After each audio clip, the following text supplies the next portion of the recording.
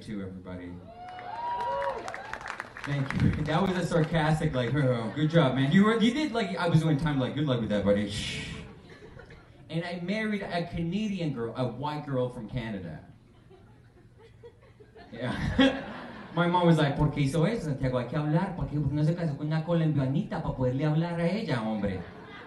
So why didn't you marry a Colombian girl so we can speak? You know, I was like, this is exactly why I didn't marry a Colombian girl. Hello, everyone. How y'all doing tonight? All right. So, hello. All right. So, folks, tonight is an awesome episode of Dirty Four Podcast, episode 22. We have a very, very funny man. He was in Montreal and now he lives in New York. Ladies and gentlemen, it is Mr. Santi Espinosa himself. Yeah. All right. So just before we continue, to everyone who's watching right now, just give a thumbs up, and drop a comment in here, and let's just have some fun. So Santi, let's get right to it. So how is it living in the States during this pandemic? Horrible. Lord. Before, thank you guys for having me. Claudio, Melanie, and Joey. I just met you, but call me maybe. That was the joke from that would have worked 10 years ago. Thank you for having me. Yeah, no, dude. Vintage. Yeah. You do realize that when you say horrible, that would have worked way better if you have done like. I know. I was about to do that, but not like a fake one, but like a real cough. It's been interesting, man. I honestly just everything's shifted for so many people, so I don't really see myself as kind of like this is not just happening to me. It's like everybody's been so this is COVID is kind of like changed everybody's world, man. It's been so weird. Weird. So I don't know. Like the US is obviously so much more amplified just because everybody gets American news. Mm-hmm. America gets American, like America doesn't get Canadian news. You know what I'm saying? Like it's like no one really in the US sees outside of what's going on, whereas everybody else sees the US kind of like, what are you guys doing? But I mean, having the current presidency hasn't helped at all. You know, he's been he's been just so different from everything else that we've ever seen. So it makes it so much harder to explain to people. Oh man! So if you don't mind me asking, like, how are you handling the comedy during this situation? I was jealous of you guys. Montreal was having shows in June, July. I was so jealous. You guys were. I knew that Montreal was going to party. I knew COVID wasn't going to stop Montreal, man. Like, I'm like, they've been indoors for 9 months of the year.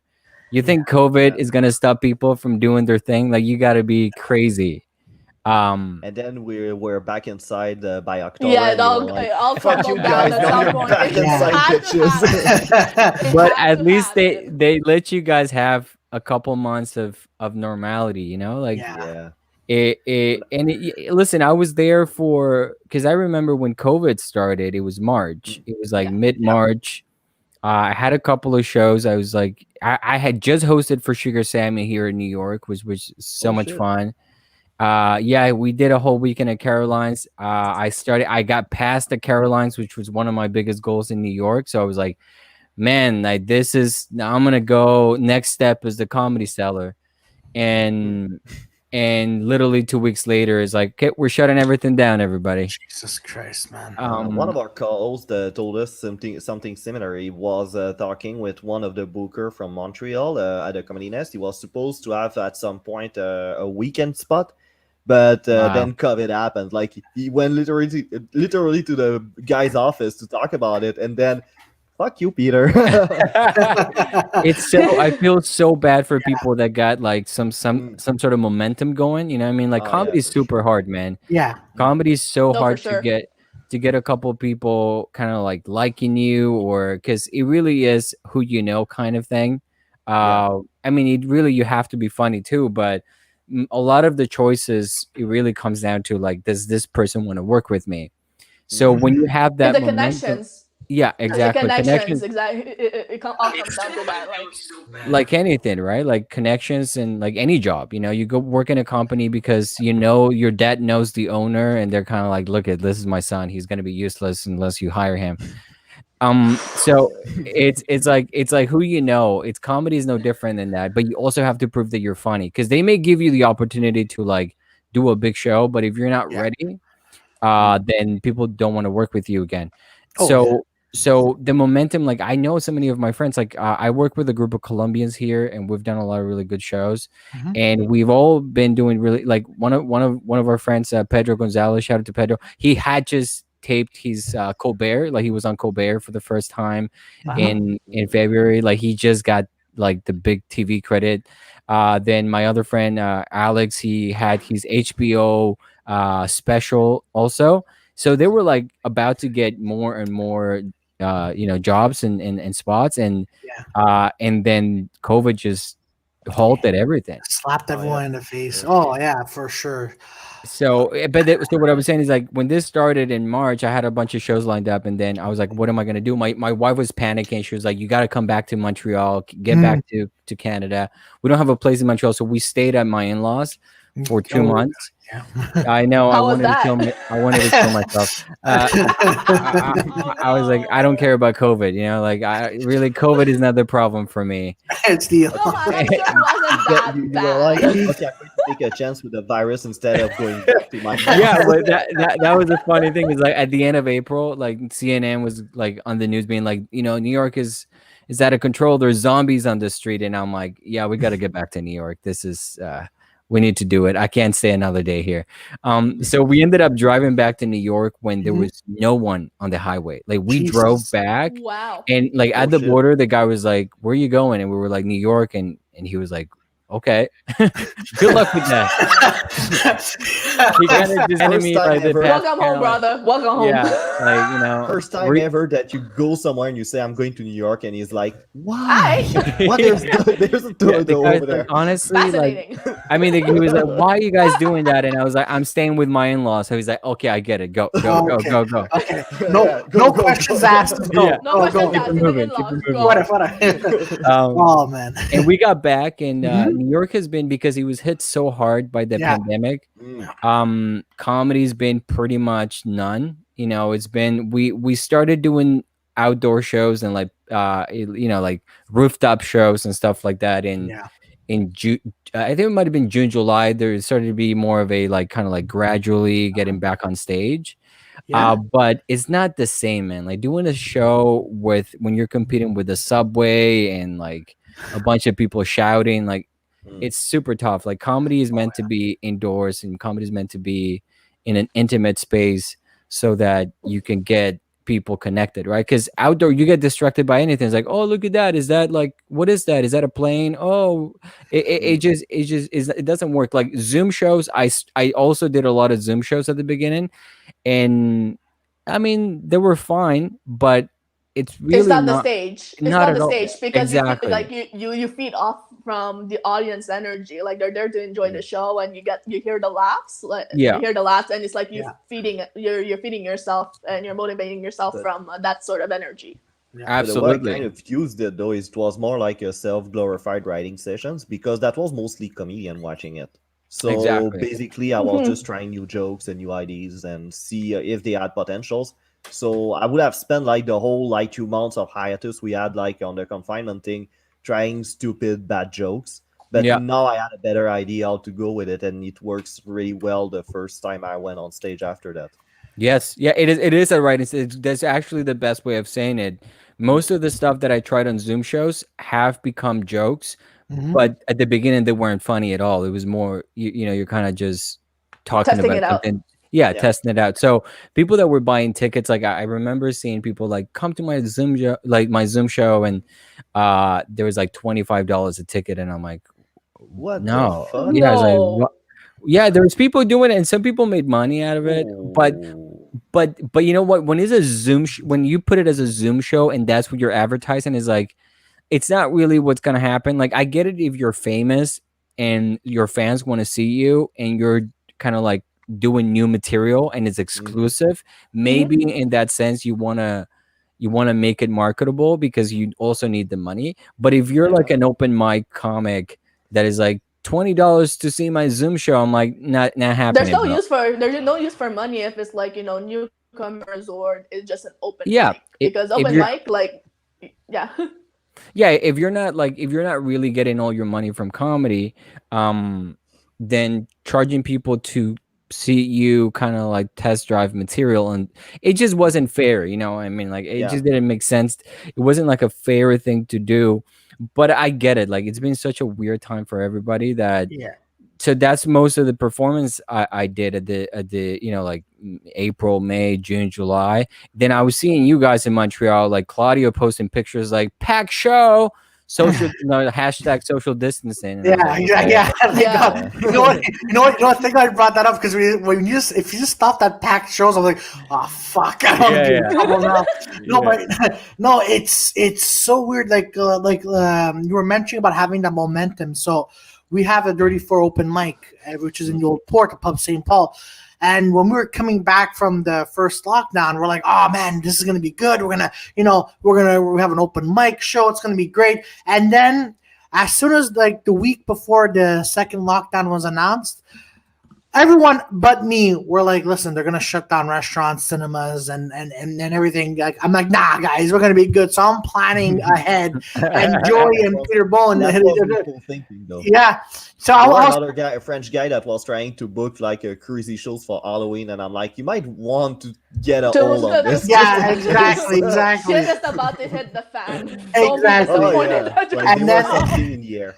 Oh yeah, and then what was really funny was that because we were at Sid's show, so we're at Brass Doors, and Sid's like, guys, this might be the last Sunday, and we're all like, nah, Sid, you're crazy. What are you talking about? And then the next day, I swear to God, yeah, Sid knows someone in government because he's been like on point with everything. He's like, they're gonna open it up, and I'm like, no. They opened it up. It's like they're gonna close it down next, and I'm like, who do you know? Oh, exactly. Like, he's a fortune teller of some sort. That maybe he's been pretty accurate. Nobody knows about.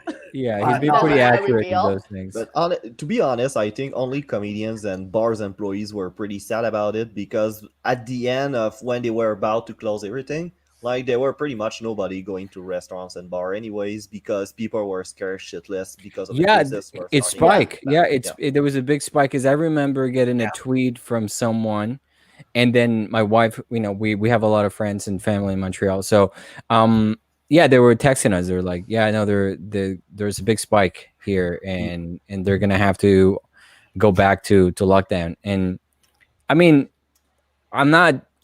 Like, this is the problem, is that as a comic, I'm like, you know, like you get mad because you want to perform, of course. But then there's also the, you know, human, you know, decency in you that goes, well, you know what, comedy's probably, you know, let's make sure that everybody's safe. Let's make sure that everybody is somewhat, you know, protected against this. The problem that I have with this, though, is that it hasn't been consistent from the beginning. Like, it's been, everybody's been so all over, like, at the beginning they were like, don't wear a mask, it doesn't work, and then and now everybody has to wear a mask. So, and it's contradicting, and I get it, like, no one knows, because it's so new, no one knows it's a novelty virus, so no one really knows how it's going to play out. But I don't blame people for having contrarian thoughts or contrarian views, because, you know, I'm not them, you know, like I'm angry at the fact that I can't do stand-up, but because I guess I've been able to handle this better, than I'm like, we know what, when we get back, I'm not gonna be crazy about it. I hope that it's 2021, not 2022. But I'm like, I'm okay with that. But I'm not one of those people that shames others on social media that have a different view. I'm like, you know, you're entitled to have your different view. Like, it's your place, you know. You know, it's I'm not one of those fascists that wants to just limit everybody's you know, freedom of speech. Like a well-adjusted guy that has something going on in his life and doesn't have that much time to waste on Twitter being like, fuck you don't believe the same shit I do. And I think that that's what's been missing from not just comedy, but we when I started in 2011, I think that I don't know. Maybe I'm getting older, and I'm like, oh, back in the day, it was more fun to have conversations among comics, but it wasn't as frowned upon. Like now, I feel that you say something that could be misconstrued or it could be outlandish, and it's like, don't talk to Santi, he's crazy, or don't. It's like, what happened with disagreeing with people? Yeah. And agree to disagree. Like, yeah, that happens. Oh yeah. No, absolutely. Like now, especially like during this pandemic, I've been hearing a lot of people saying, "Oh, don't talk to them." Like this person feels. I'm like, you know what? Like, first of all, everyone's allowed to talk to whoever the heck they want to talk to, and I hate this idea of having for example, I hate this, like, for example, Santi, you were on Joey's Joey's comedy show, I'm gonna X you because you're friends. I'm like, that's like third grade BS, and I can't believe in 2020, during all this pandemic that's occurring, that's still happening, and it's so true, man. But it's because people don't have like the maturity to like level their pussy up, and like, I mean, but a little. Well, I'm happy you said that. Melanie, I'm happy that level your pussy up. I swear to God, this is crazy. But like, I swear to God, there were many stories that like of that sort that appeared. Though I'm like, okay, you made a grown ass decision. But this person that's ex you cannot like be grown enough to respect that decision. I mean, you're the one that made the decision yourself. You're like, what? I don't know how old you are, but you're an adult, So if you're not satisfied with that, I mean, it's none of your business. But don't go influencing other people. And even even though the people would believe, would side with one person more than the other, I'm just saying you're weak. I'm sorry. You're fucking weak. That's why and that's the problem right now, is that people have this perception that like there's a one way to get to funny, or one way to get to there is never one way, it's always like, it's not black or white, it's always gray, and the problem with what we're facing today is everything gets blended together in a way that is so hard to do. Like, comedy used to be comedy and politics used to be politics. Now everything is like combined together. You make a joke about whatever, and then all of a sudden that joke makes you into a Republican, or like a conservative asshole, and he's like, no, but I'm a liberal guy, and like, I just think that we have lost the sensitivity in exploring thoughts and exploring like ideas, and listening to the point of view that is not necessarily my point of view. Like, for instance, I hate Donald Trump. I really hate him. I think that he's a horrible human being, but it doesn't mean, and it doesn't give me the right to hate everybody that supports Donald Trump. Like, I'm sure there's some good people that support him. So, or like some people that may be voting for him for reasons that I don't know. So to me, it's just like, hating something doesn't give you the right to hate the collective of you have to be more creative than that. You have to be, it's everybody's lazy now. Like, no one really does the homework of you see a tweet or you see something that has a lot of retweets or a lot of likes, and all of a sudden you think that's the idea that you want to go for. Like, I need to be more like this, so all white guys are horrible. So now I have this view about the world where like all white guys are horrible. But and there's then you stop them in their track and you're like, oh, wait a minute, aren't you white? It's kind of fucking weird. But I mean, that's the thing, is like, and I'm sure that like, there are some horrible white guys, like there's some good white guys, like just like anything, there's some good Colombians, there's some horrible Colombians, but it's like why do you have to generalize and be lazy about how you go about your life? And that's the thing that I watched his documentary, The Social Dilemma, and I don't know if you guys have watched it. I heard of watch it. it. I've heard of it. Yeah. You should definitely watch it because this is so indicative of where we are in comedy and in politics and societally is so true. We have been we've been getting used to this technology where the first thing you do when you get up is check your phone, check how many messages, how many likes, how many things you have on your Instagram, on your Facebook, on your Twitter. And that's kind of like before you even take a shower, before you drink your coffee, you're like, that's your adrenaline goes to that. So you're Yeah. constantly Oh, like if you posted something the night before you go to sleep, your brain is kind of like, oh my God, how many likes is this gonna get? Is anyone gonna watch this episode? Like your brain is constantly being bombarded by this social media adrenaline. yeah. And the power that you give in this third party platform is so massive that you forget about living your life and about like being in the moment with the surroundings that you have. And the problem is that social media is broken into different categories and it's also broken geographically. So what we get as the liberal state in New York on Google or Facebook is very different from what people in Texas get from their Facebook and their Google. So there's a tremendous difference between what I'm consuming as information and what people in the middle of the country or in Canada, like the West, is consuming as information, right? So it's perpetuating the differences rather than bringing people together.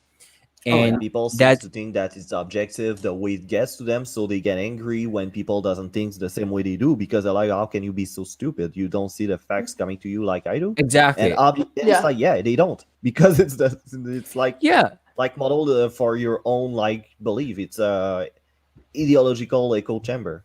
100%. The algorithm is made so that you only see the things that are going to validate your leaders and your point of view. So when you see this, like for instance, that pedophile ring thing that's been like, I don't even know, like the QAnon, what is it, whatever the QAnon. Yeah, there you go. Yeah. And like it was like apparently I don't even know what it is. I've heard about it and like it's been brought up several times. It's like that's just a viral gossip. Like it's like a high school gossip that's gone viral, and it's that been done like wrong because the guys went there to make a shooting because he actually thought there were actual pedophiles there.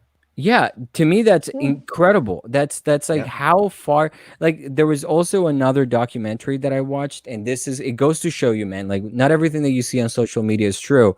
Absolutely. Because I saw this documentary. There was this guy, I forget what it was. I don't know if it was a YouTube clip or a documentary, but this guy created a fake phony restaurant in London that had like that. It was just a name. It was like, I'm just going to put a name on Yelp and I'm going to make all my friends make comments and give it 5 stars. And he pretty much created on Yelp a 5-star restaurant in London that was super expensive, and people kept calling the number that was listed on Yelp, and is like, no, sorry, we're booked. Sorry, we're booked. Sorry, we're booked for like 6 months. The phone wouldn't stop ringing because people wanted to go to this fake restaurant that never existed. So that's true, and there was like so many. There was also on Marketplace on CBC. They usually do. They try to catch people they're doing wrong things, and then there was the story of like there was a segment about Yelp and how there's actually fake restaurants that are listed. So I mean, I don't think that's really a new thing per se, though. Yeah, like, but exactly. It goes to show you that what we see on Facebook and what we see on the internet, and people are just taking it at face value, is what's given us this like huge gap in what we think here and what other people are thinking there. Like it's almost like I'm not gonna excuse asshole, because there's going to be like people that are dicks, but it's almost like it's not. I don't blame people that are so blinded by what they consume as information and they're going in favor of a cause that is like it doesn't make any sense. Well, the technology has been like, yeah. But the technology also like it's like developing like more faster than we think. So it's like the people who are like hooked onto it. It's already there. So that's it's already at our fingertips.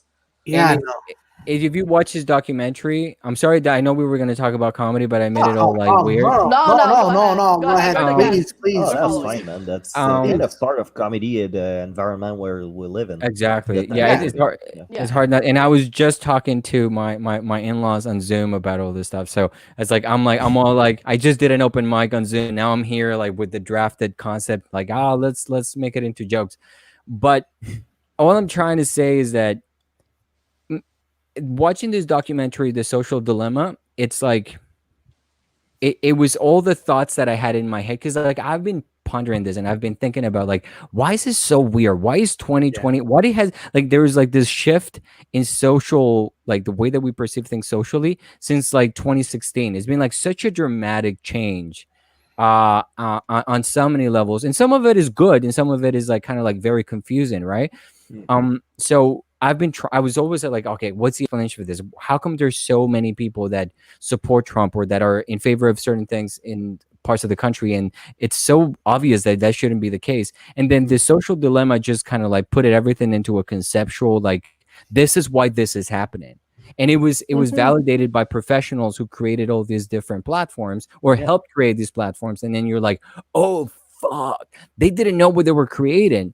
All this was meant to be good for like what we do on a daily basis, but it turns out that it's becoming this unmanageable technology machine that doesn't really give us the answer to where we should be going. You know what I mean? Like I think for comedy, like I don't know how it is in Montreal. Well, I mean, I was there briefly because I was there with we were engaged to my fiance at the time in 2017, and the Montreal comedy scene, it was very different to like I started in 2011, so I remember seeing Melanie at the Comedy Works when it existed and everything. Um, and it was I mean it was clicky, but not to the point. Like I remember when I was there in 2017, it was very different, the comedy scene in Montreal. I was almost No, like exactly. And I I was can like, I don't even know where to go. Like, I didn't know where to go. I didn't know what was the cool thing. Like French comedy was the most popular thing to do. So I was like, okay, I guess let's do French comedy because that's what's cool. But it shifted, it changed. But I was hearing things like in the comedy scene in Toronto that it was very divided. It was like conservative comics against liberal comics, and it was like, what happened? Like I thought comedy was just one thing. I thought the whole purpose of comedy was being funny. Like, why is it this like division that is so vast? No, that's true, and I could actually vouch for that because like I did comedy in 2012, so I started a year after you, and I went back to school and I went back again. But yeah, so like I mean, when we started more or less at the same time, like yeah, there were cliques, but it was the community. Now that when I went back in 2017, it was like okay, the game changed. You know, there's new people. All right, I have to reshift. But it's like the community that we see, and this is just my opinion, not to disrespect anybody, but like the cliques are more like high school. You know, it's not like we're all in this together. We're all comics. We're all supporting each other. It's like you really see like who are in freaking cliques. Yeah, Like, in Montreal is just one micro case of what's happening globally because New York is very It's different different. because there's cliques in New York, but it's New York. I think that it remains the place where what's funny is funny, and that's what I like New York so much. Before pre-COVID, obviously, because right now it's like there's really nothing going on. It's just homeless people on the street. It's really not the same. But before COVID, New York remained as the place where if you were funny, whether you were liberal or conservative or whatever, if you had a funny set and you were a funny person, you could get on stage. Yeah, and a professional, and a professional person off stage, right? Because but no, it's like honestly, I'm agreeing with you 100%, Santi, and and this is a good thing as you brought up, but you know what? It's just at times, right? And I want to mention Gapes. He was saying social media equals dopamine feedback loop. So I guess like what everyone's seeing on social media, 100%. they repent. They say to you, they repent. They're back at you. Yeah, But man, it it's just so, perpetuates, man. It perpetuates. yeah, exactly. And it's perpetuates. sad. It's sad, but But I mean, like, I think that the question that we need to ask, because I'm all about moving forward from here. Like, I Mhm. don't think that comedy will ever be the same, or New York will ever be the same. I don't think that Montreal will ever be. Well, I don't know. Like, I can only speak for myself, but like, I think things will be different. Mhm. But that doesn't mean they're gonna be bad, different. I think things are gonna be better. I think this is kind of like a reset button, and we can what is it that we need to do as people, as comics, to improve upon what we do, our Mhm. craft, our the way we approach certain things. And I think that that's a question that we should be asking as comics and as people, is like, okay, what do I really want to talk about, Mhm. and what is it that matters to me, right? Because most people, like, I think when we get back on stage more formally, and we were Mhm. like, there's a vaccine or something going on, and then we can get back to normal. I think the material is going to be, there's going to be obviously a lot of COVID jokes, and people with the same, like, whatever, same 5 minutes of COVID. which is kind of the elephant in the room. So saying Yeah. it's because Oh, I know oh, that they were comedians. Oh, hey, What's Peter. up? Yeah, They Bonjour. were What's Hi, up? comedians. What's Peter. up? 34 member Peter Bowen. He just came on. Nice to meet you, Peter. How Peter you So I Santi. doing? remember they were kind of comedians that were pretty preachy about it. Don't do COVID jokes, but I mean, on the same time, everybody went through this, so Everybody's that's gonna go kind of to stupid. to the COVID. Yeah, exactly. So You it's kind got to of do done them. that to You avoid the subject. Yeah. Yeah, you got to do them. I mean, like, it doesn't mean like make your whole set about, like when Trump got Yeah, elected, sure. everybody was like, it was 5 minutes of Trump, and like at the first couple months is like, okay, yeah, we get it. Yeah. Yeah, that's your but you have to make those jokes, one, funny, and two, they need to be consistent with who you are as a comic. Oh, Mm-hmm. absolutely, absolutely. No, Like, it's not everybody can do Trevor Noah jokes, like, Yeah. in your set, like, I mean, like, you have to keep it consistent with what you're trying to accomplish. So right now is like, especially in the US, like, the US Mhm. is such a weird place to be right now, because like, this election has been, like, I've never seen so many people, like, with the go vote, go vote, go vote. Like, I was watching Yeah. the NBA, vote, vote, vote, vote. Jesus. Everybody's like, do it, vote, That's like, it. like, Yeah. do whatever it takes, like, Not, take your not penis too out, far vote, from like, the South Park vote or die. yeah. Oh man, Oh yeah, no, it's crazy it's because very the stakes are super high. So Yeah. but it's because everybody now, like, kind of like, I believe, and I'm waiting, because I don't want to make any predictions, because I could be wrong, because this country ask could. Sid. Sid probably knows the answer. Yeah, Yeah, well, he's Sid a will tell fortune you that teller. He's a fortune he's teller. gonna be a contrarian. Sid's gonna say, he's like, oh, Trump's gonna get elected. Like, he just likes to go against the grain. Yeah. Yeah. Of course.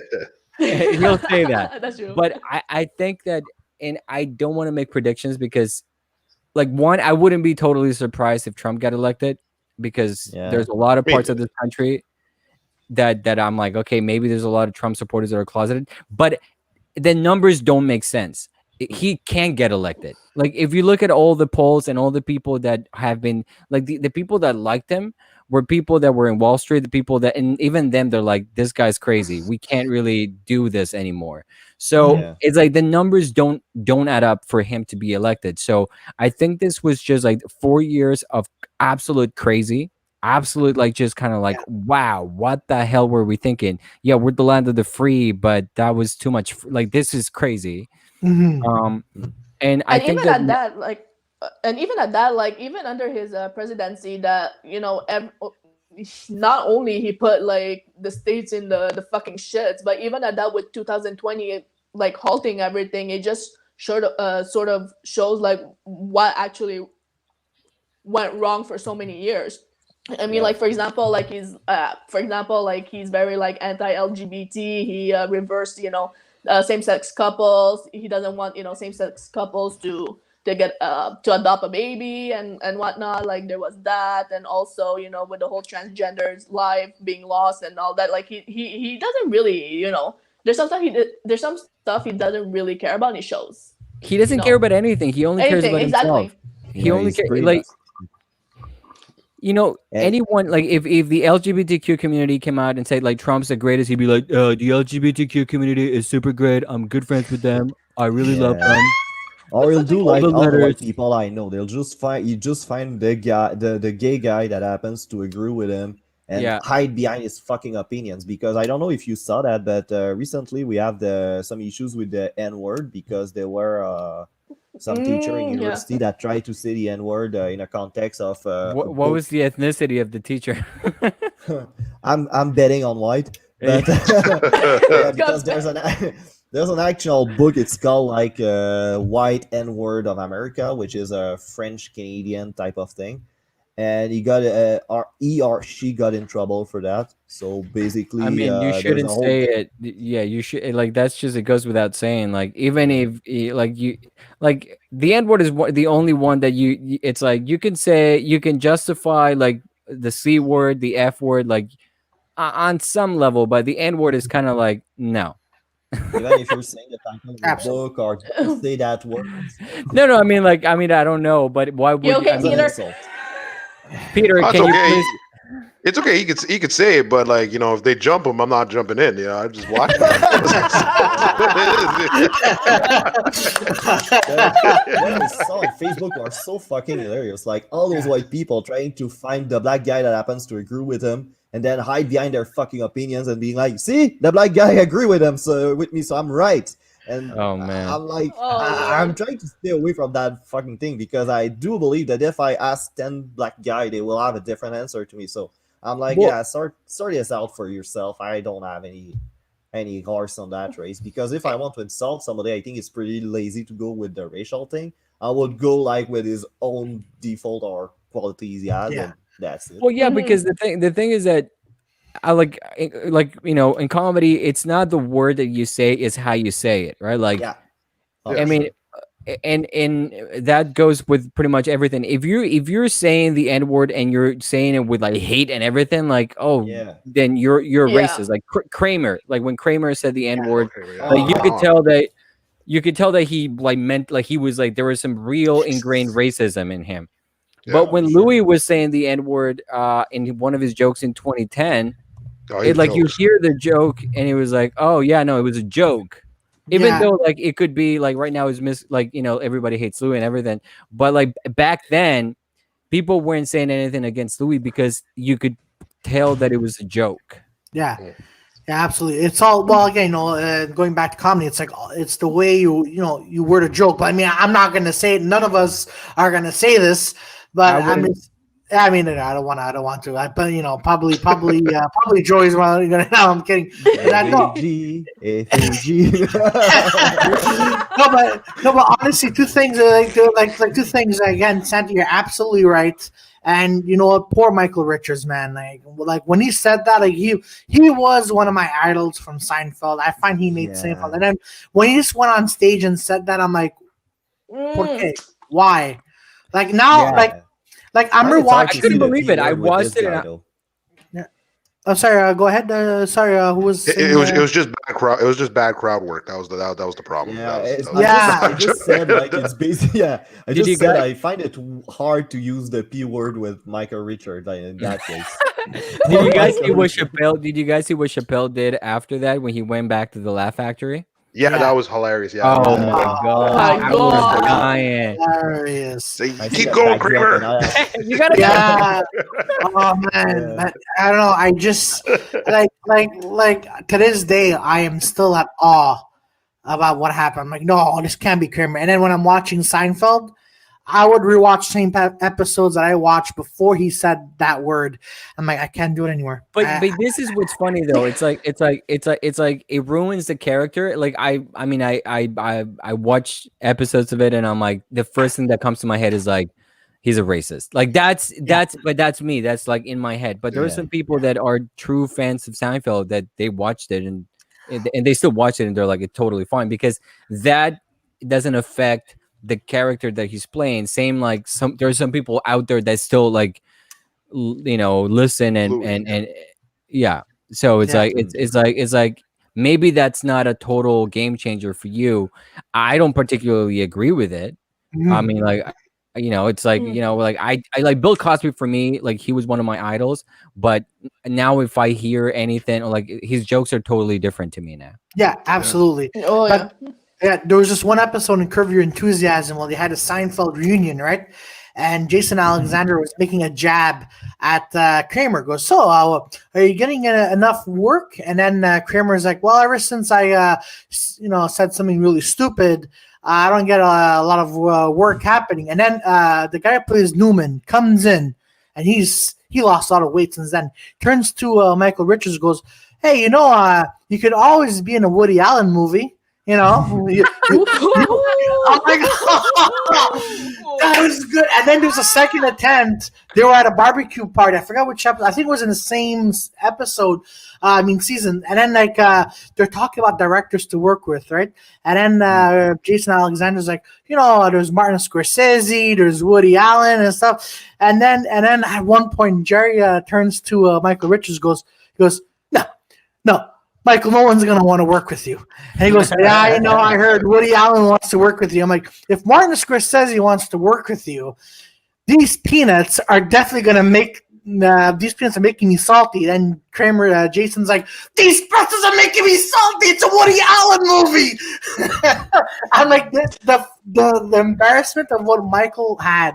He walked away in shame. I'm like, Yeah, but it goes to show you, like, Mel Gibson made a comeback after what he said. You know what I mean? Like, and it's like there is. I mean, like, I do think like it's a fine line, and you need to be very articulate in how you present your arguments. But like, there should be a room for redemption in the world. You know what I mean? Like, there should be. Yeah. I mean, it depends the gravity of what you've done. Like, if you've raped women, then it's a pretty that's a tough one to come back to. Like, like that's kind of like, okay, well, maybe you'll do stand up in jail. Like, maybe that's your audience now. Maybe that's exactly. Maybe that's what you do. You adjust and you kind of adapt to it. Like, it depends. Like, there's like a gravity scale of like how messed up did you get, and whether your fan base can articulate their support for you going forward. For Kramer, it's kind of like he was a pretty iconic character, but what he said, it was in the moment, he was so messed up, and like you see that, and you're like, it's hard for me to like believe that he's not racist. Like, it's hard for me to not really believe that. Yeah. And people change. Maybe he's changed now in 2020. COVID maybe made him less racist, and now he's like a different person. But you know what I mean? Like, there needs to be room for redemption so that we can have some more like empathy. Like, for instance, like people that have been canceled that shouldn't be canceled. You know what I mean? Like Morgan Freeman, like when people were trying to cancel Morgan Freeman because he was like creepy. And I was like, really? Yeah. They were trying to cancel. Yeah. For like a month, they tried to cancel the guy. Why? And he was like, yeah, because he's being inappropriate with reporters. He was like, kind of like, he's like, hey, girl, you're hot or whatever. Kind of fucking stupid, though. And then there was a CNN. I believe it was a CNN reporter that was going after him and kind of like kept the camera going as he was giving her compliments. I mean, by compliments, I mean like he's in his like 70s and he lived through racism. Let him be a little creepy. Come on, like, are you kidding me? Like, he wants to run off. Yeah, but you know what? Oh, go ahead, Peter. Go ahead there. No. Oh, no. Well, no, I was going to say, like, same thing with Jim Carrey. I think he said, like, a line at the Sonic movie. He said something to the reporter. And then you're like, oh, my God, he's trying to, like, I was like, bro, he just said, like, like, what the fuck? Oh, man, no. It's out of control, I hear some woman complaining about the fact that guys hesitate more now to approach women. Well, with that kind of shit, that's no wonder. I mean, the guys are not going to approach women for a long time. It's kind of like this is where it gets all messed up. Is like, that shouldn't be the message. The message shouldn't be like, don't be afraid of coming up to a person and being like, hey, can I buy you a drink or whatever. Yeah. Like it's when it's like how do you go from that to like, I can speak to, like, what the fuck were you saying to women in the first place then? Like, what was your what would you like, what was your technique? I'm just picturing, shout out to Poseidon from the Dallas podcast, because every time this guy is fucking good. There's a thing that he did because every time I picture, because Santi just brought up something, and there's this guy, I picture him going up to him and goes, hey, do you want to fuck? I'm like, this is the way he says things. I'm like, this guy, and I told this to Pantelis many times. I'm like, listen, you know what? Pantelis is gonna be on the 6 o'clock news, and he's gonna say, "Mais je sais pas que je fais." I don't know what I did. How much of that is a character? Like, like Yeah. I Oh, haven't yeah. met Poseidon, but like how much of that is like he really leans into like him being like this outsider, like because they tell the story of like when they were in when they went to do Joe Rogan's podcast, Yeah. and the whole prostitute thing or whatever happened to them. Yeah. I'm like, how much of that was intentionally like he wanted to like Yeah. a lot of that like I haven't met him, to be honest. I know Pantelis very well, like I'm good friends with him. Same with Mike. I've never really met Poseidon, but from the stories that I've heard is like how much of that is actually part of his character.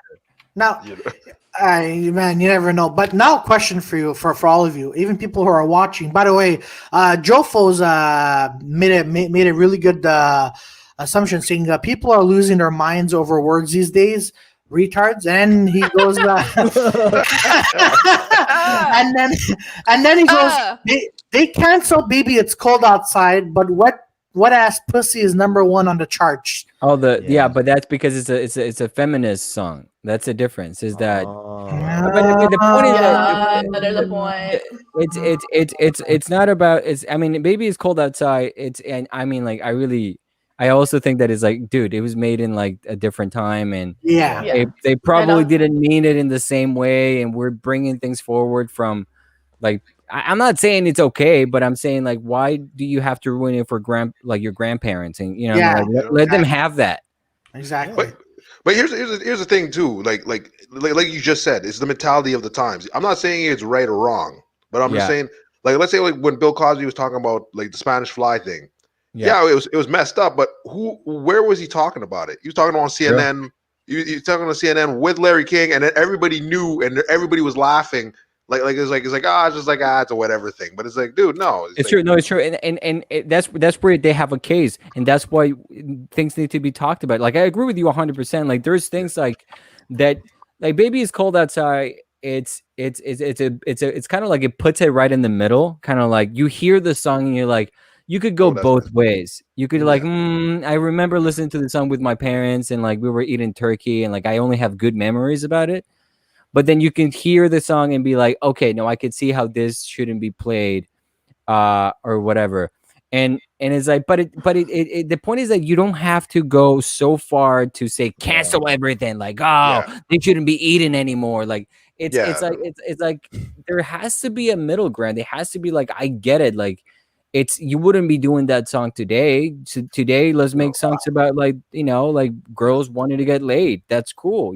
Like free the nipple. I'm all about that. Well, but that was back in the day too. That was back in the day too. You had little Kim and all those. Like, yeah, songs like that back in the day. Yeah. It's weird because I'm like, okay, yeah, obviously, I'm like, okay, fine. You want to be equal? No problem. I don't see a problem with that. Like, I don't know why that's a thing. But then you look back, it's like Buffy the Vampire Slayer, freaking Xena. Like they forgot about like all these like female. Xena. I forgot about Xena. That's a good one. Warrior Princess. Like Ripley from Aliens. Crazy. Yeah, Ripley from Aliens. Like everyone just like forgot. No, they don't have freaking female leads. It's like, dude, what was Ripley? Like she was a dude. Like what the fuck? I remember a couple of them. Yeah, there was a couple. Yeah, there's even wrestling. They were that woman that won some male belt, right? Yeah.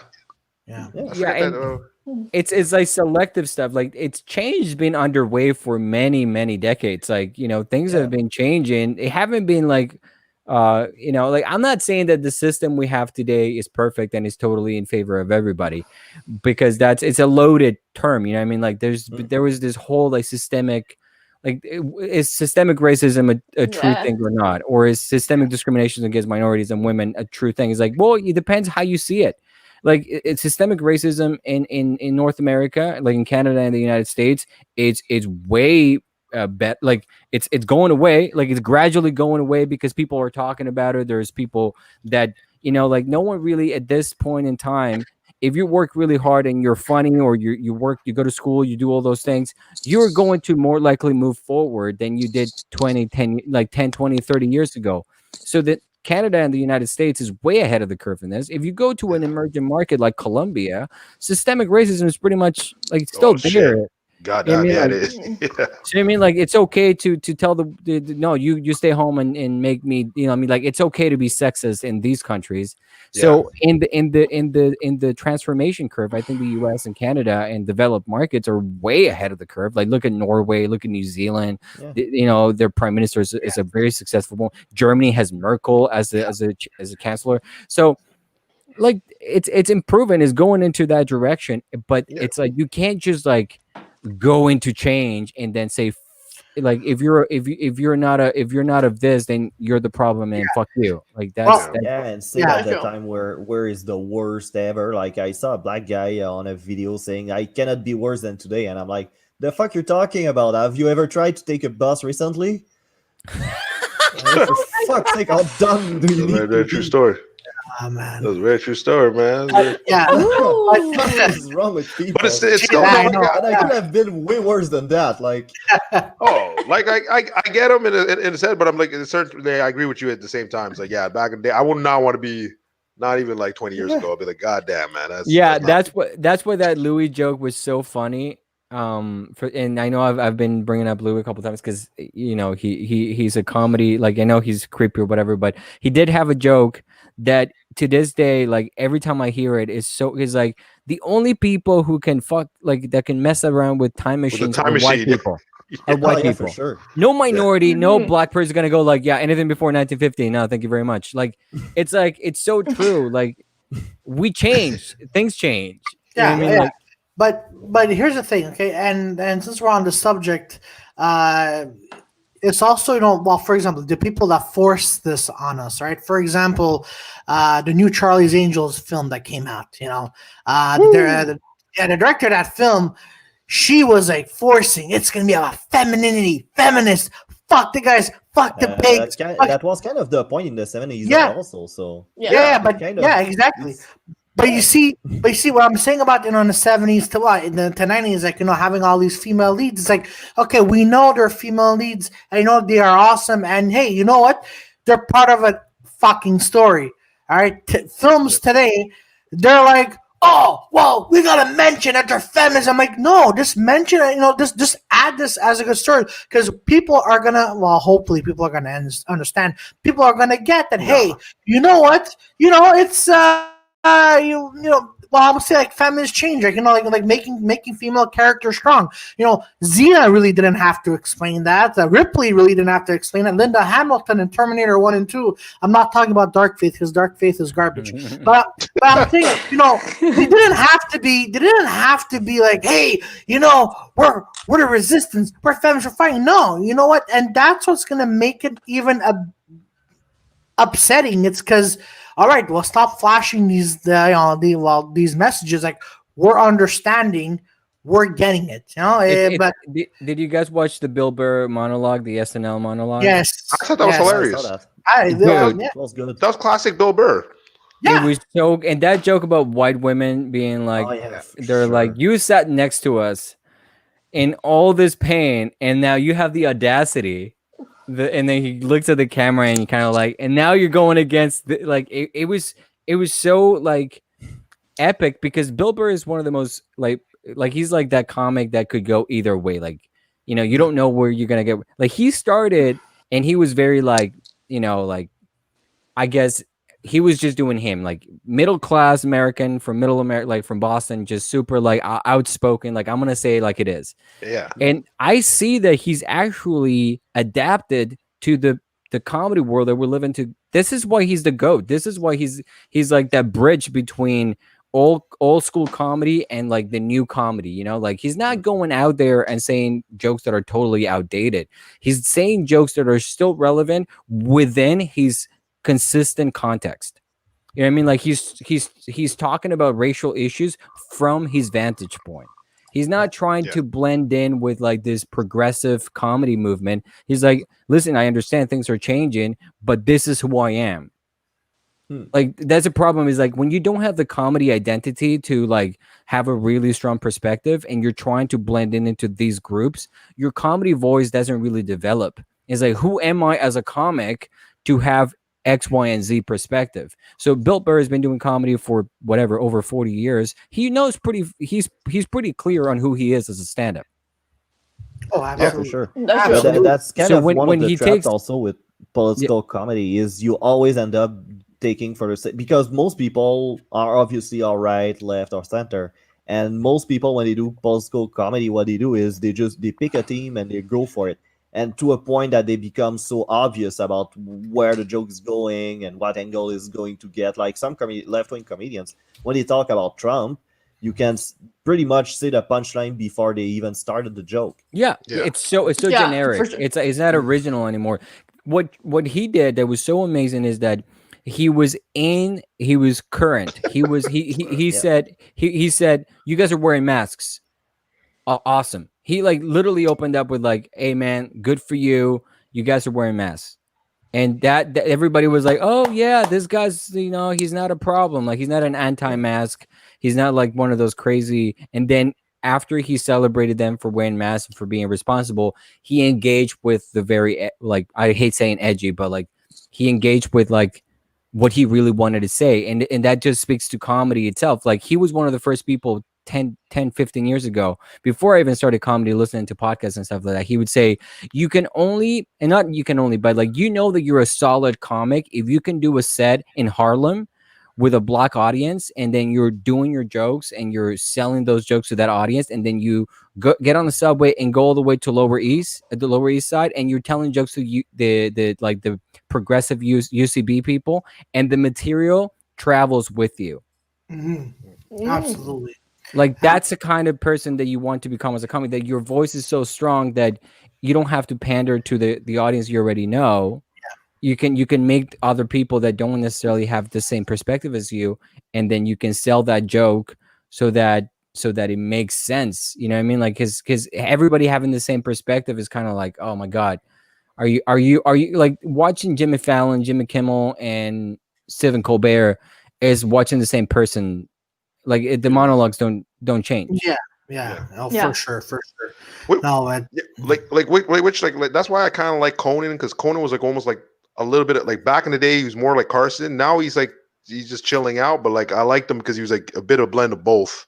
Which you're right. Yeah, Conan is the only one that's, I would say, the most original of the late night hosts. Because he wasn't afraid of taking chances. exactly. Yeah. But yeah, that was it. No, I'm sorry. Before I didn't mean to laugh, but like the Joe Foes had a Pink Floyd, we call it the George Floyd thing. Yeah, they did. They're killing me with that. I just saw that and I don't even know how to Yeah. react. Like, I wasn't- It's like my father is so out of touch with today's issues. He thought George Oh my Floyd was. lord! Oh my God! Oh my god!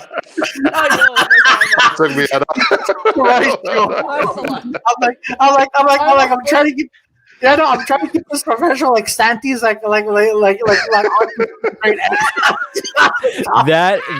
That is funny. That is so funny. Oh my God, that really is, man. Oh, but now, Shout out to the Joe Fools, man. oh yeah, They always kill me, man. every Monday night at 9 p.m. on YouTube and Facebook Live.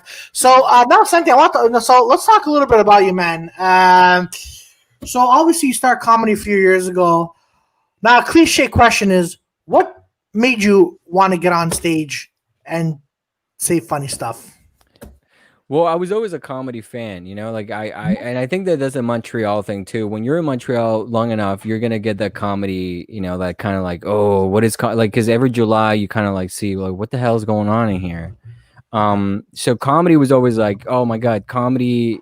I was a comedy fan, and I never thought of becoming a comic, but I loved acting and I loved, watching movies and comedy specials. Like I loved it, but to me it was just like, I didn't know how you got started. Like, I don't know, like, how do you do this? Like, how do you become a comic? Oh, absolutely. And then I was going through a weird time in my life. Like my mom got diagnosed with breast cancer and I was very sad and I didn't know what to do. I had just graduated university and it was kind of like a critical juncture in my life where like, I didn't know what to do. Like I didn't know how to move forward. And then I took this improv class. And improv is like the most amazing thing to do when you're depressed because everybody's like on steroids. Everybody's like, yes, let's have fun. And then you're like, what the hell is happening here? Like everybody's so happy. And that improv class changed my life because I was just kind of like started to become more like like on stage, I was like, oh man, I can let go of my reality and just be in this like scene or like play games and stuff like that. And in that class I met Ali Mohammadi, which some of you may know. He was taking the class with me, and the teacher of the class, Dom, he's actually, if I'm gonna put this into context because everything connects together, and I don't know if I'm gonna be able to tell the whole story. He is my father-in-law, but he passed away. He passed away before he became my father-in-law, which is because it's like, but I kind of ruined the story. But so I took the class. Who's gonna make that joke about dodging a bullet now? Oh my god. So the class, and then Dom was kind of like, hey, like if you want to do stand-up, because we would hang out after class. And I really liked Jim Carrey. Like I didn't know he did stand-up. Like I remember finding Jim Carrey like his clips from like at the Comedy Store on YouTube, and I was like, wow, he started as a stand-up. Like this is fucking crazy. And he was so over the top. And I loved, like, he's like, he had this bed where he had the arm like all over the I was like, I don't know if you guys feel funny like it was so fucking, I loved it. I was like, oh man, I want to do that. And then Ali was like, oh, I produce comedy shows, and I do this open mic at the Comedy Works. This is what you got to do. And I remember I called the Comedy Works. The whole thing is that you call Saturday morning, like 6 a.m, and like you would leave a voicemail. Jimbo would be like, welcome to the Comedy Works, blah, blah, blah, and then you would leave the voicemail. Oh my god, memories. And people would say like, call at like 6 a.m. So I would like set up the alarm, and like, well, this is after I got started, but Ali was like, call him like as early as you can Saturday, leave a voicemail, tell him you're gonna bring friends, and he's gonna put you up. And I was like, okay. So I did that. The whole class came to the show at the Comedy Works. I still remember that show. Jeff Shuela was hosting it. The regulars at the time were there, like Iman, Abdul, Paul Ballou, like all the people that started with me or that were doing it before I got started were there. And it was a great night. I remember like I won the open mic, not because I was funny, it's because I brought everybody to the show. I mean, let's be honest. How to win. That's you know what? That is an amazing concept to this day. So I remember being like, oh, I'm funny. Like I remember having this delusional idea that this was like my job now. Like I was like, oh fuck, I won. Like I'm gonna perform on Sunday with the best comics. And I remember like being super excited. Then I performed this Sunday for the Best of Open Mic, the Boom, at the time. I remember that. My god, that was produced by Iman at the time, and I remember eating a whole dick that Sunday because I was going with this like mentality of like, oh, I'm funny, I want, and I got up there and it was 5 minutes of complete silence, and I remember the second show curse. The first show you do great and you think you're the hot shit. Then the second show you fucking bomb because you think, oh yeah, I'm going to GFL right now, right after. It's the delusional confidence of people who start comedy. Like they start like posting like, hey man, like check me out of this. And then the moment that you get like the first real like reality check, you're like, I remember being like, you get off and I didn't know what to do. I didn't know what to do with myself. It was so embarrassing. I was like, what the fuck just happened? Like, did I just tell dick jokes in front of a bunch of strangers that were like avoiding me to go to the bathroom? Oh shit, man. And people give you that look of like, you have problems. And I was like, oh my god. For me, you know what? For me, Peter was there. Melanie, I'm not sure if you were there. So last year there was the second Montreal Grand, and this is during. But I heard about it. I heard about Montreal Grand. Yeah. So this is a time of where I was, like with my dad, like, dad going through some hard stuff. So I'm like, so people told me to do this grand, and I'm like, you know what? I really don't want to do it. So I get there, and I go fourth. And I remember this was like before the pandemic. And then I'm like, oh fuck, I'm fourth. I'm sweating, and everyone's okay before me. I get on stage, and I wish I recorded this. Peter was there. I don't know what happened. Apparently, I just. I was like, I was killing. I'm like, what the fuck is going on? Like, what? And Peter was with other comics. Like, is this Claudio? Like, what the fuck is going on? It was weird because Claudio wasn't facing the crowd. He was looking like Yeah. like he had his back to the crowd. And he's like, yeah, so let me tell you about my freaking dad. And I'm like, what the fuck is he doing? No but he wonder was he cute. nailed It was it. actually hilarious. So but we didn't know there was a side crowd, like there was like a main crowd, and then there's a crowd on the side that we couldn't see. So he's like backwards to the crowd, and everybody's like, what the fuck is going? And it was hilarious, and it was just amazing. It was an amazing set. I was like, dude, Claudio, I wish you taped that, man. I was Oh man, that was good. But now I want to talk about it. You know, the competition you were talking about, Santi. Because I remember I was starting out in comedy, and it was that Sunday show. And even me, I'm like, guys, I'm gonna do this, and then I go on stage, and then I get off stage, and everyone's just giving me that evil look. Oh, dude, I have a horrible story about that. Like, this is my so after that, after I started, I kept going to the Comedy Works every Monday, and I didn't really go to the Comedy Nest as much. Maybe because the whole rumor was it that if you got on the Comedy Works too much, they wouldn't put you up at the Comedy Nest. I never knew if that was a true thing. But it happened to me. Like, I remember, like, I never got booked at the Nest. I mean, like, I got booked like twice in the first year that I started comedy. So the Comedy Works became like I was always hanging out at the Comedy Works. I was doing the open mics. I remember Mike Patterson started this Tuesdays, like Comedy Tuesdays or something like that. So I remember like going to the Comedy Tuesday to hang out. They put me up. Jeff Shuela was, you know, he was nice enough to let me open for Sugar Sammy, like when I was like like a year into it, and it was like a good, like the Comedy Works became like a very cool space to hang out. And then I remember like people were like, okay, if you want to get a good tape, go to Ottawa, go to Absolute Comedy in Ottawa, because that's where you're gonna get a crazy, like an amazing tape. And I remember, that was another ordeal. Like, you had to call the first Tuesday of the month, and then it was at 10 a.m. sharp, and the line would be busy. Like, literally, you would have to like redial. Like, you would just have to do that, and it was a month in advance. And I remember getting that show at Absolute, and I was so excited. And I went up there, and it was packed, and I didn't even have to do any jokes. I just got up, and people were laughing, and I'm like, this is weird. Like, I haven't done anything. It's like I didn't say anything. People were like, oh, you're hilarious. I was like, what is this? And I remember being like so delusional that fuck, the crowd's over there. Yeah, and I started posting those clips on my Facebook page because I thought I made it. I thought I was like, oh my God, this is me proving to everybody that I'm hilarious. And I remember like a comic messaged me privately, and they're like, hey man, just so you know, this is the most hacky thing you can do. No one really cares about your set at Absolute. Be smart about how you go about your comedy. And that was my first taste of like, oh, people like hate in comedy too. Like there's hateful people here too. I was like, absolutely. Oh man, I got bullied. But that was the first time. That was the first time that I was like, oh yeah, there's assholes here too.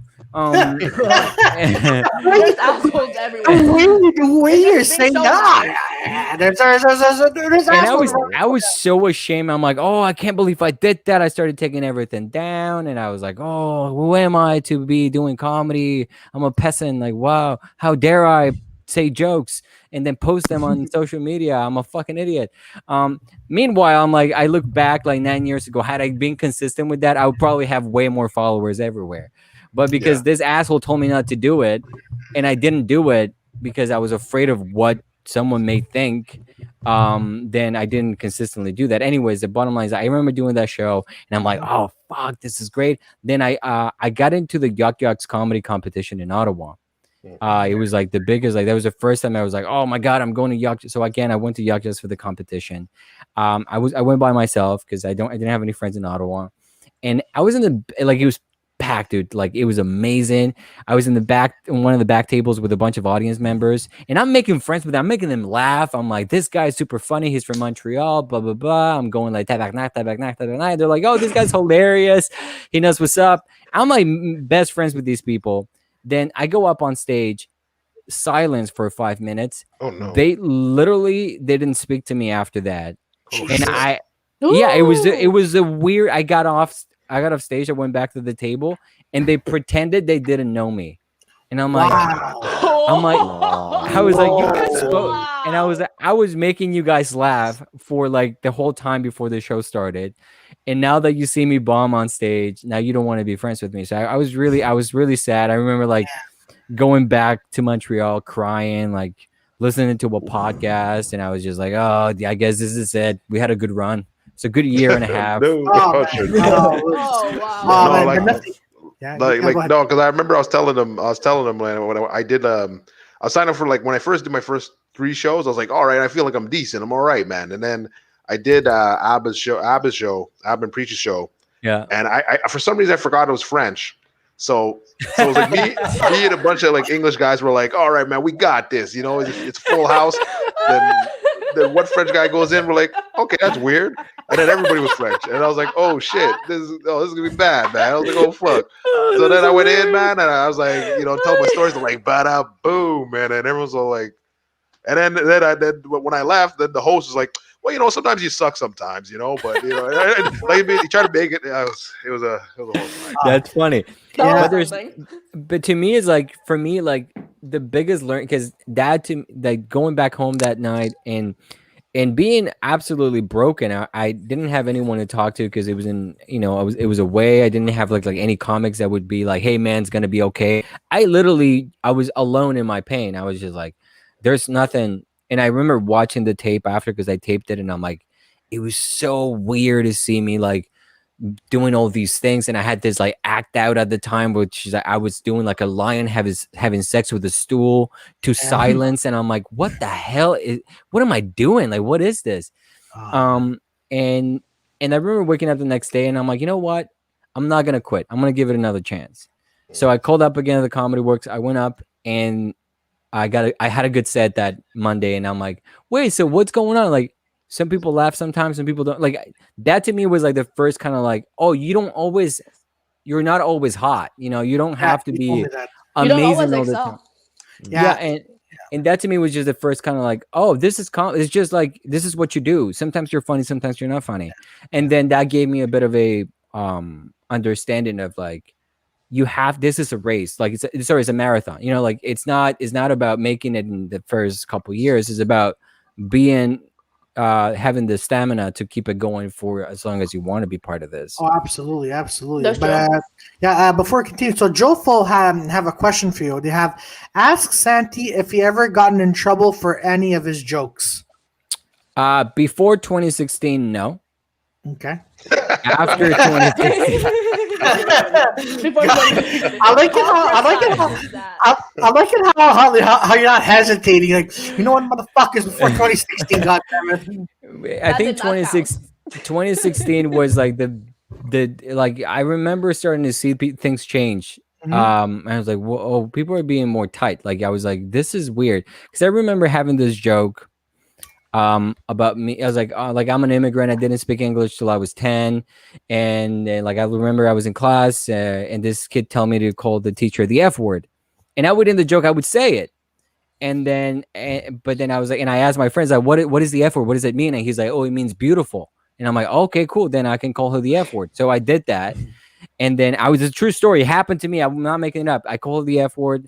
She was like, "Oh, this fucking Mexican." And then she sent me to the principal's office, and I was in a lot of trouble, got suspended, and I didn't know what it meant. I did not know. It's 2001 or 2000. I didn't know what that meant, and I was asking. Like, my mom was like, "What does that mean?" And I was like, "Mom, I'm with you." Like, I don't know. It's not in the dictionary. Like, I don't know what to tell you. Like, I just.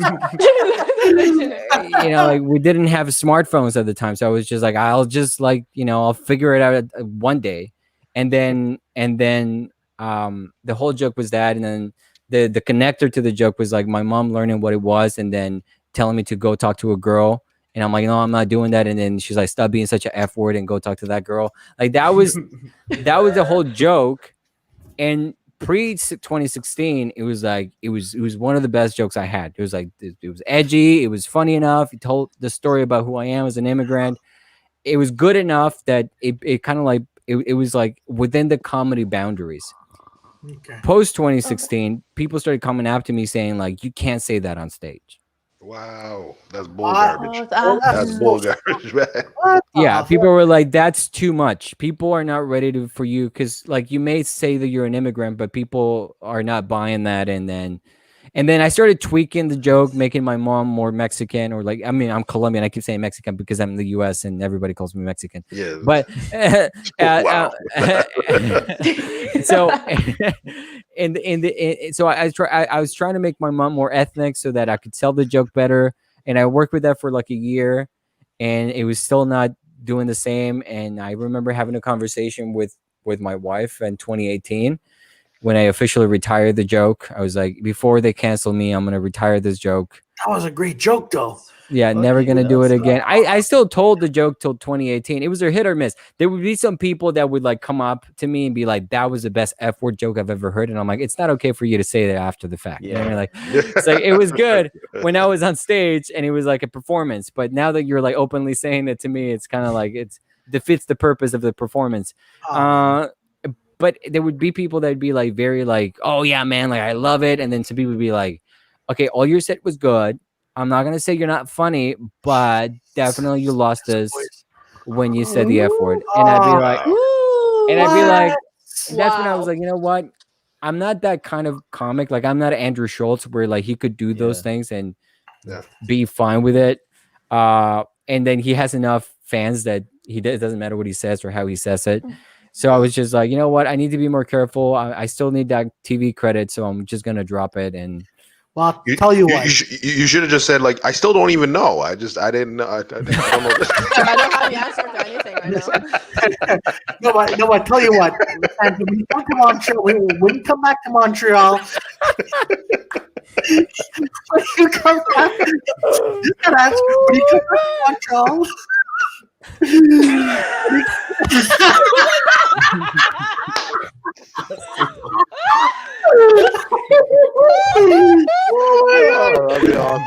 Peter Krause, that was funny. You still. I tell you, Santi, when you come back to Montreal, come back to Sid shows on Offbeat and Dirty For Open mic, you're gonna, you know what, just say that joke because when I first met you and I was still like unsure if I should have done comedy, you gave me the same advice. But at one time, I remember before. But there's this one advice that you gave me, and I still love it. And I laugh at it sometimes because I'm like, oh, you know, like I'm new to this. He goes, don't use foul language in your sets. Claudia, just don't use them. Like, do you have a Did foul I tell language? you that? Yeah, you did, and you were nervous about this. He goes, before you go on stage, because I'm really serious. I'm like, what am I, Bill Cosby? Do not swear on stage. But the way you said it, I don't think I said it like that. But you looked really like you were serious. I'm like, hey, you know what? We might have had a conversation, and I was probably sensitive to that joke where I had a lot of people because it was quite a few people who reached out to me being like, you need to stop this. So I might have been like, and someone else said this to me, is like, you need, the cleaner you are, the more marketable you are. And is that true though? Is that true? I don't know. But I mean, for TV mostly, probably. I hear that a lot for. Yeah. I don't think it's true. Like Andrew Schultz has figured out a way where you can just be you, and if people like you, it doesn't matter, man. Like TV used to be this big thing, like being on Colbert, it used to be the biggest thing to do. Yeah. And it's not the same anymore. Like you get more followers by being on the Joe Rogan's podcast or Andrew Schultz podcast than you do by being on Colbert. Like that's just what it is. But Andrew Schultz built like a YouTube, like his YouTube like fan base. So like he's like, okay, forget the networks. I'm just gonna like build it here. And Andrew was a lot of networks didn't want to work with him because he was very vulgar. Yeah. You know, he was, even Jimbo, like when Andrew headlined, when I met Andrew for the first time at the Comedy Works. Oh, sure, you met him. Okay, I didn't know that. Okay. Yeah. Me too. I met him at Vanier too. Like he did a show there too. Well, his girlfriend at the time was from Montreal. Wait, which Andrew are we talking about? Andrew Schultz. Oh, okay. I thought you were talking about he used to come to the Comedy Works in 2011, 2012. That's how I met him before I moved to New York. And because his girlfriend was from Montreal, and he was going to the open mic. He went twice to the open mic at Jimbo's because he wanted him to let him headline at the Comedy Works. And Jimbo had the same problem that the network, like, and this is 2011, 2012, is like, yeah, but he's too dirty. Like I remember he said that, and I overheard it because I was, like listening. When he was saying those things, I was like, okay, let me hear the secrets. And he was too dirty, but Andrew was very, very true to his brand. Like he never deviated from that. He was never trying to cater to Netflix or cater to this. He was just a funny dude that he was on MTV's Guy Code, and that gave him like a big enough platform to build something. Yeah. And now he's like a superstar. Like now he's like he's got enough fans that he can go anywhere in the world and he can do stand up. But that's why I'm like that. What I said to you at the time, like you need to be clean. Yeah, that was true 10 years ago. I think right now the advice that any comic would give you is be yourself. And you know what? And that's great advice because the Dirty Four, Sid, Massimo, and everyone's like, yeah, be you. But I'm like, all right. But then I get on stage and I'm like, so guys, how Claudio, are you? one thing that you have to remember is that you're a funny guy. Oh, thank you. I wouldn't agree to do anything like the podcast, even though like I didn't know Peter or Joey. I knew Melanie, but like when you ask me, I'm like, I'm down. Why? Because you're a good guy and you're funny. You know what I mean? Like you're a funny guy. You just have to remember that. You know, like you just have to remember that you're funny, and it doesn't matter. Like anyone can give you advice. Like I had advice from many people before I moved to New York, and the moment I was here in New York and I started to do comedy more consistently, that advice went. It didn't matter anymore. You know, Really? all those rules and all those like it didn't matter. It was a different game. It was a different. You have to whenever you have to start from scratch. You have to start from scratch, or you have to adjust to whatever works for you. You know what I mean? Like if you have this energy about you that you're like kind of like in the top. Like the funniest thing about someone is when they're funny on stage and off stage. Okay. See, because the worst is when you see someone that's super funny off stage, but when they get on stage, is like, what happened to this guy? Yeah. But here's the thing, and everyone who's watching, everyone obviously and the Dirty Four, obviously, everybody in the chat. Yeah, everybody in the chat. See, this is what I don't understand. Like Dirty's, you gotta be clean, and you can't say this, you can't say. Obviously, there's some words you can't say, but I'm just like, I don't get that though. Yeah. I know you don't, but I'm just saying. I never had that kind of advice. No. Why nobody tells me that? Where I'm going with this, is like who are making all these rules? Like, you got that's the one thing that gets to me. You know, for you, Claudio, it's the Blue Dog. The Blue Dog's making the rules. That's what it is, all right? Oh, Jesus Christ. Wait, is this Blue Dog the reference to the bar show, the Blue Dog show? Yeah. No. Yes. I didn't know that existed. This guy got banned from there because he went on a podcast. Oh, really? Yeah. And not because he said anything. Not because he said anything. I'm still blown away that Blue Dog exists, man. Like, Jesus Christ, guys! I'm so like, listen, I banned myself from Blue Dog. You know, like I didn't. No one had to ban me from that. Oh my God! I'm down. Oh Jesus Christ! I was like, I remember doing a show at Blue Dog that it was so bad that I was like, I'm never coming to this place ever again. Holy shit! And people were like, "Hey, Santi, we'll see you next month." As I know, I'm banned. He's like, "Who banned you?" I banned myself. You I know. just can't come here anymore. I can't do this to my self-esteem anymore. I can't do this. Oh man, you guys have balls. I'm trying to keep this clean. I'm like, fuck. I don't even know who books Blue Dog. I mean, not nothing too like I remember at the time it was like because it was hard to get stage time in Montreal. Like I remember Mondays were exclusively Comedy Works and Blue Dog. Like you would do both of them back to back if you were like, and then you would go do Grumpy's and you would like I did 3 fucking mics. Grumpy's that place. The holy Grumpy's is great. Oh, I love it. That was everybody who did all those 3 mics had to be on suicide watch. Like after that, like it was so brutally like it was like, oh my God, what the hell is happening here? But Blue Dog, not to say anything negative about them because I don't even know who runs it or what's going on over there. Like I thought that place was going to be torn down. Like The dirty door to be there. Like the bathroom didn't. When I was there, the bathroom. I remember going into the bathroom. Is like someone died in here. Like I'm pretty sure that like I could see the shape of the body. Like what is this? It's a crime scene. It was bad. That was a nasty bad. That was the bathroom. You want to hear something funny, Santi? We just found out last week. Apparently, no, 2 weeks ago, we found out that they had a headliner and then they banned him. And we're like, what the? Oh, you yeah. banned your headliner? That's the dumbest shit I ever heard in my life.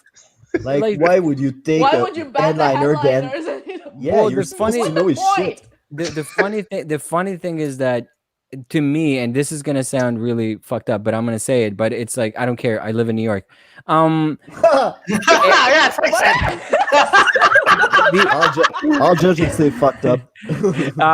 The audacity of Blue Duck to say I ban you. Like what? It's ridiculous. What is like? You need Yeah. customers. Yeah, It's like, how can you ban Santi, I miss someone? you. Come back. How can you ban someone when you literally need the money? Like I would say, Yeah. hey, come headline again. Like next, just bring friends. Like that would be my business model. Like the more people that can come, because that's the thing about like comedy is like you have to bring people to make it worthwhile. Like like bombing a Blue Dog doesn't make any sense because there's no people. Like it's like it's like banning at home. Like it's a bombing at home. It's like it really like to me is like that's a mentality that doesn't make sense. Like in New York, there's like unless you're like an actual like sociopath or like a sex offender, you're not banned from the plays. Yeah, you know what I mean? Like open mics are open for like actual people that go try their material, and you may be like out there, but no one's gonna be like you're banned. It's like you would have to be really fucked up to be banned.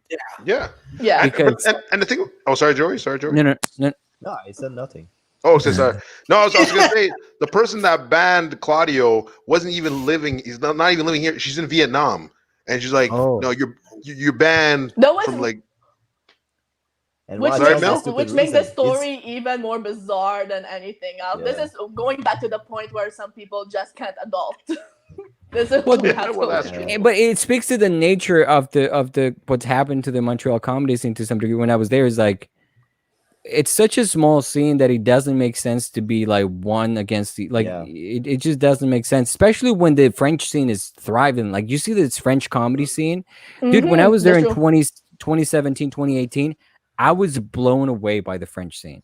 Like to go to Le Bordel and do a packed open mic. Yeah. I'm like the English people are doing it wrong. Oh, absolutely. But now that's right. But that's like now it's great now. Because Sid's doing stuff and shout out to Sid. Oh, he's Sid changed the scene, man. The thing about he made a pretty good cleanup. Like the thing about Sid and that this is, and I knew Sid before he was even in comedy. Like I knew him because we were we live next to each other. But it was like I knew him, and I remember like before he even like got into comedy, I would just like talk to him about like stuff, and he was always him. Like he was this authentic guy who would tell you whatever that was in his heart, and he never brag about his brother being super famous. He was never like he was never a douche about it. He was just him. It was him doing him. He's fun. Yeah, he's funny. Yeah. He's actually hilarious. And he truly doesn't care what other people think about him because because he's just doing the work. He does the work. He doesn't care about you talking smack. He will pack that place. Well, he'll do his best to pack it. And that to me, when I was working with him, when I was in Montreal, whenever I went back to Montreal, and he would put me on the shows, and I was just fortunate to be close with him. I'm like, bro, this is what Montreal needed. We needed someone that didn't care about the gossip, that didn't care about the shenanigans, that genuinely just wanted to do comedy shows. Oh, absolutely. But that's and you know what? I'll never forget. You know what Sid did because I was pretty new and I was trying to find my voice in comedy. But Sid comes up to me and he goes, "Hey, I'm doing an Italian show." I'm like, "All right, cool." And it's with Massimo, Guido, Pino Pirolo. And I'm like, "All right." Goes, "I want you to be on it." I'm like, "What?" Goes, "Yeah, no, I want you to be on with it." And then Massimo and Guido called me to do it, and that's where I because of them I was an extra on Mafia Inc. and another short film, Night Shift. And Massimo, of all those people, sorry to interrupt, but Massimo, it is without a doubt one of the funniest people you will ever see on stage. I love Massimo. Oh man, he will not give you BS answers. He'll be straight to the point. Yeah. Listen, when I was doing Caroline's with Sammy, Massimo was the opening act, right? When I was hosting for him. So it was him, Massimo, it was Sugar Sammy, Massimo, and I. And those 5 shows at Caroline's, the people, the staff at Caroline's were blown away by the caliber of Massimo. Oh, they were like, this guy is one of the funniest human beings that's ever been on stage. Very patient too. Because in working with him was such a I felt like it was like a testament to if you stick to your work and you really just care about being funny, and you forget about the shenanigans behind the scenes, you can really get to that stage. And I remember when I first started a year in 2012, and trying to get a conversation with Massimo. And I remember Massimo would just be at the bar at the Comedy Works, just pounding back whiskey, just whatever the fuck. Same person. And I remember I asked him for advice. I came up to him and I was like, hey, Massimo, I didn't call him Massimo. I couldn't even speak to him I couldn't even make eye contact. I was so intimidated by him. And I was just like, hey man, I started comedy 3 months ago. Is there any advice you can give me? And he looked at me and he's like, do it for a year. And if you want to continue doing it, do it. There was nothing else. There was nothing you have to all this elaborate crap about. It was do it for a year. And if you don't like doing it, don't do it. And then I remember asking, I was remember that advice you gave me 8 years ago at the Comedy Works? She's I was too drunk. I don't remember. Obviously. Though. Oh yeah, no, because here's the thing. Because when I did Bad Fellas, I wanted to Massimo. I'm like, are you sure you could do this? He goes, bro. He goes, you're gonna do 5-6 minutes, and even he goes. I like you. I see that you're a great guy. And sometimes I'm like, all right, cool. So then ever since then, I've been talking to Massimo, and I know he played in X-Men Days of Future Past. So he got stabbed by Wolverine. Yeah. So every time we do a show, it was my birthday 2-3 years ago. I was 28, 29 years old. And then I'm like, hey, Mass, Wolverine's going to kill you. He goes, oh, fuck, I swear to God, I'll strangle you, right? And then we did a film together called Night Shift, which is at film festivals, and I'm playing the goon. And at one point, I'm at a bar scene with Guido Grasso and a few others. Also, Lonely Path Films are producing it. So Massimo's supposed to kill me, but he's fucking strangling me. Right, so he's on the floor. And he's like, "You're gonna fucking dig, you cocksucker!" But I keep laughing and laughing. It's like, what? You know, Massimo's killing you, right? And I'm like, yeah, he is. Yeah, and then he goes, "Hey, oh Massimo. No, he's killing. Yeah, he is.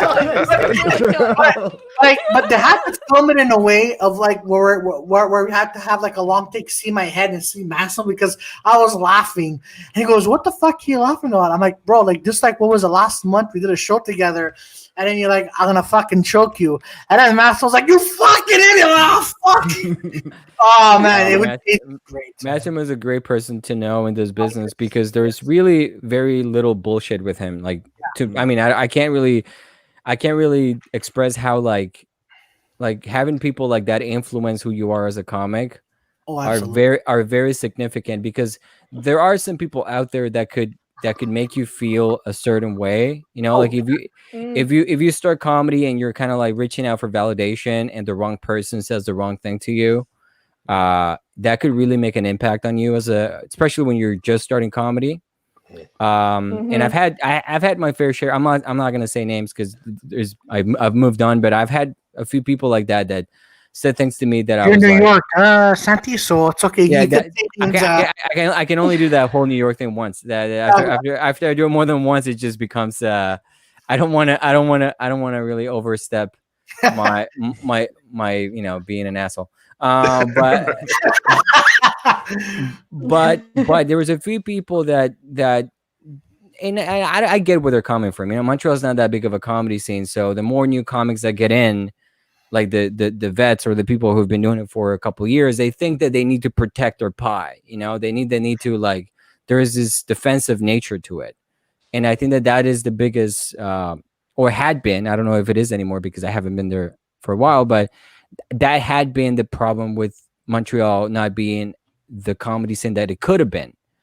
Because if you see, every talented comic in Montreal had to, maybe this is also an industry problem, but every talented comic in Montreal had to move to Toronto or somewhere, because Montreal, like Anglo comic, because Montreal was not that scene, you know what I mean, like that would foster new talent and that would make you like give people platforms. Like, I don't understand to this day why in 2011 and 2012 there weren't like 10 open mics going on at the same time and everybody supporting each other, you know what I mean? Like, I don't really know why that wasn't the case. Like, why do you have to fight versus the mic that was going at Burritoville at the time, and that one had to fight with this one? And if you did that, like, I don't understand why that was like such a mob mentality. Whereas, but like, do you think it's because of competition as well? Because like there's some venues that resembles a lot, because the Comedy Works and the Comedy Nest, like at the time when we both started back in like 2011, 2012, I mean, there were the two venues where people got their start. Which is true. Like, they were the kind of the make it, or, you know, like, if you made it, if you got passed at any, like at the Commodores or the Comedy Nest, you got to work with the people that were from New York. Like, you get to host for Michael Costa. Like, at the time it was like, and that was a very, like, you know, like, the people that dominated those spots were like Jeff Shuela or Mike Bingham, or like there were the people that used to like work the Comedy Works a lot, and you were just begging for like Jimbo to give you one opportunity to pass, you know, to that next level. Only a few people could do that. I think of the people that I was really working with consistently, the first person to actually, there was two people that made it to that level of like opening and hosting of my class. That was like Morgan and Abdul were the first two that kind of like moved on to like working regularly at the Comedy Works. And I was like, oh my God, you know, like, what do I have to do to be like them?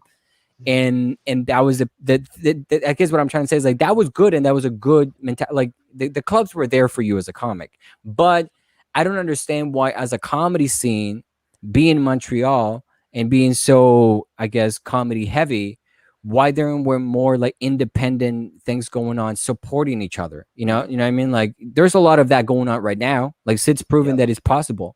Sid's literally proven that you could have multiple comedy shows every night, and that's just one person packing them up every single time. Right. So why wasn't that the case 8 years ago? And I think that that's because there was a division, and there wasn't enough people trying to collaborate to make it great. It was more like, this is the piece of the pie that I want to take for me, and if there's any new funny comics, I will do whatever I can to deter them from like just kind of like, don't do comedy, you're not funny. Like, instead of cultivating, they were just kind of like, I don't want you to be part of this pie.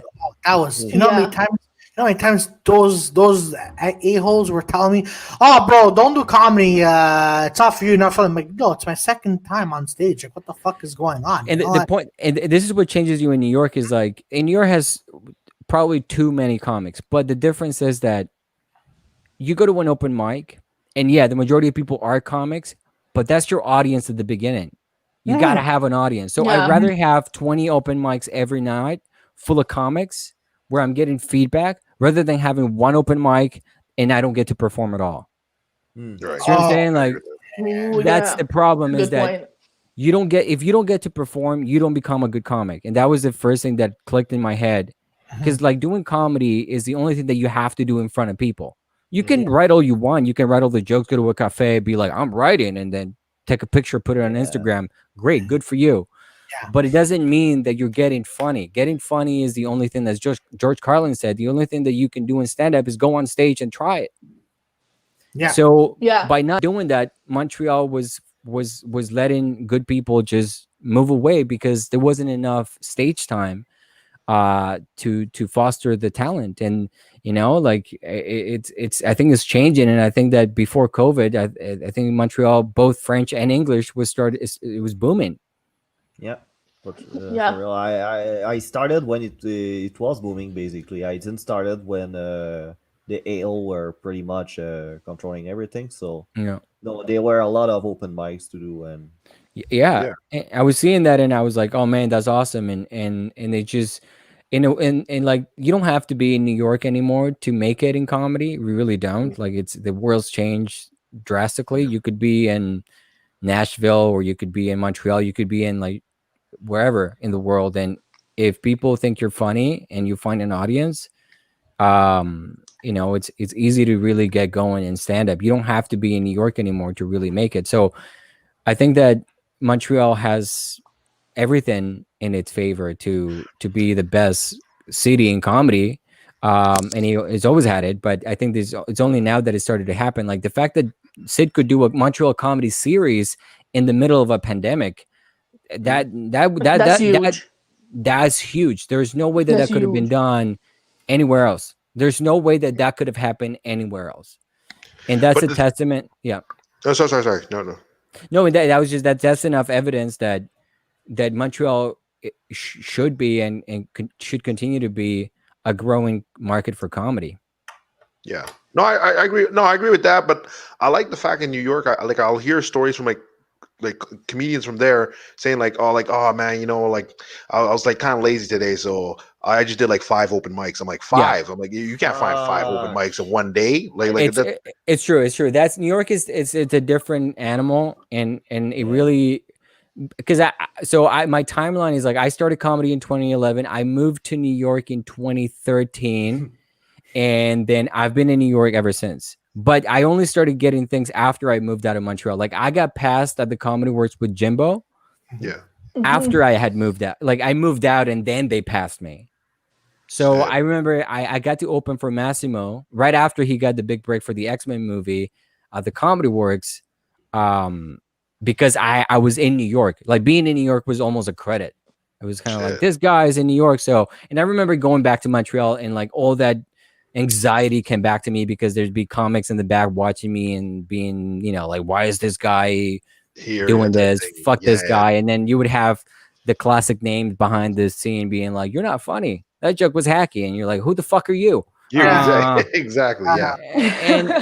And I remember that being like, this is such a small town mentality. Like, what the fuck are you doing? Like, you should be doing mics. You should be doing something instead of like watching me and criticizing me. Go do something with your own time. But that was like, to me, that was like, oh man, I hate it. I just want to get funny. And New York, as you were saying, is like when I was single and I was in the prime of like just doing things. I started this show called It Matters.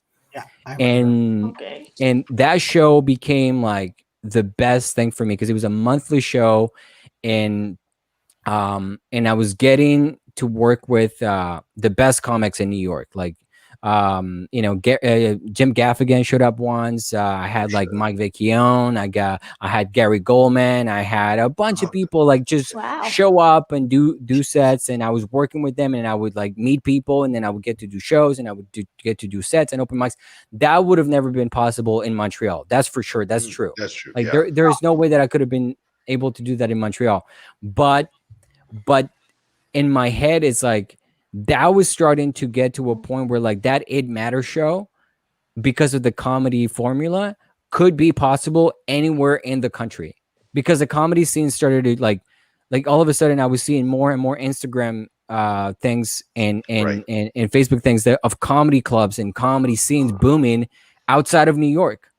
And I was like, what the hell? Like New York is not like New York used to be like, it's the place for comedy. But then you would get people coming back saying like, oh, I just did a headline instead, or I just did the show in X, like in Albany. And you're like, what? Yeah, Albany's comedy scene is like doing great. And you're like, what the fuck, Albany? Like what?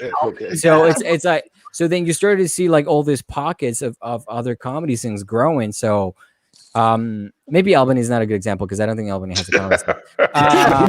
But like, you get the just like, like somewhere in the country. And then when I went back to Montreal, when I got engaged with my person that I'm married to now, Solana, I remember going to Montreal because, we agreed that we were going to live together. And I remember getting a lot of anxiety because I was like, I'm going to become a shitty comic by being in Montreal. That was my thought. I was like, this is going to suck for me. And then being in Montreal, instead of like taking that attitude of like, this is going to suck, I talked to Mike Ward, and he did my podcast, and he kind of encouraged me to keep going with the podcast. And he gave me like, he's like, why don't you translate your jokes, do it in French? I'll give you a spot here, Le Bordel. So I did comedy in French, and I was like, oh fuck. And I started to get up at the Bordel more and more and more. and then I started working with Ali at Peroni, and then I started hanging out at the Comedy Works with Sid, and then I was like, oh shit, this is popping, this is happening. Like this is different from where when I left, this wasn't happening. You couldn't just go do the Comedy Works for whatever show and then go do a comedy set in French and then go do another comedy. Like that was back in 2012 wasn't possible. So to me, it gave me this idea of like, oh shit, yeah, Montreal's also in its own way a pretty substantial comedy scene. Nice. And you can still make a living in Montreal doing comedy. You just have to really hustle. You just have to really go out there and put in the work. Right. Jeez. Okay. Oh no, it's wow. Yeah, no, yes. Sorry, Clive. You go. No, go ahead, Peter. Go ahead. No, you number one. You are, but you do your thing. Peter, no, please. That's all good. 34. Allow you to speak. Let's go. Okay, you know what? Fuck your shit, man. Yeah, before, you didn't need to say it like that, Claudia. That's the most Canadian conversation you ever had in your life. Like two guys arguing who's gonna go first. By the way, Los Tabarnacos says, you know, it's a really interesting guest when Joy has not done a pedophile joke for the past 25 minutes. He's saving it up. He's saving it up. Here's the thing, though. Yes, we're gonna close with that. We're gonna close with that. 5 minutes before you got in, the Los Tabarnacos guy, I did a joke about his dead father-in-law. So yeah, you did. He did a dead father-in-law joke, which was classic. It was really good. Exactly. I can't do Did you like him or?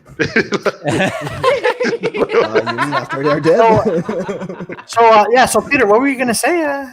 I lost my train of thought, but it's all you, buddy. God damn it, Peter! You know what? Okay. Go ahead. Will you still remember? Well, what I was saying is that Montreal, in its own way, like it's like before COVID, I really wanted, like, I was making a point of going to Montreal at least once a month.